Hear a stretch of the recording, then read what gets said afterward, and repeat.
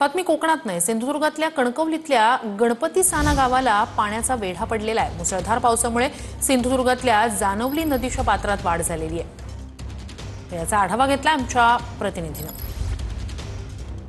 सिंधुदुर्गामध्ये अधूनमधून मुसळधार पाऊस पडतोय आणि जो सह्याद्री पट्ट्यामध्ये पाऊस पडत असल्यामुळे नदी नाल्यांची पाणी पातळीमध्ये वाढ होताना पाहायला मिळते।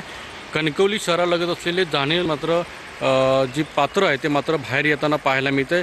आपण जर पाहिलं तर लक्षात हे गणपती साना आहे कणकवली शहरालगतचं आणि इथे कायम वर्दळ असते।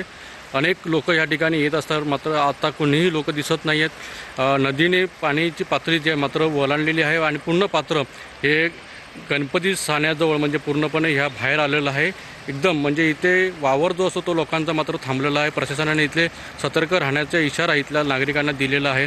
आपण जर पाहिलं तर आता इथली पातळी जी आहे पाणी पातळी ती मात्र वाढताना पाहायला मिळते। सह्याद्री पट्ट्यामध्ये पाऊस मुसळधार होतोय। आज सिंधुदुर्ग जिल्ह्याला ऑरेंज अलर्ट हवामान खात्याने जारी केला, पण मात्र जी जानवली नदी आहे ती कणकवली शहरापासून अगदी लगत असते, त्या मात्र नदीने पात्र मात्र ओलांडताना बाहेर ओलांडताना पाहायला मिळते। अनंत पातळे, TV9 मराठी, सिंधुदुर्ग।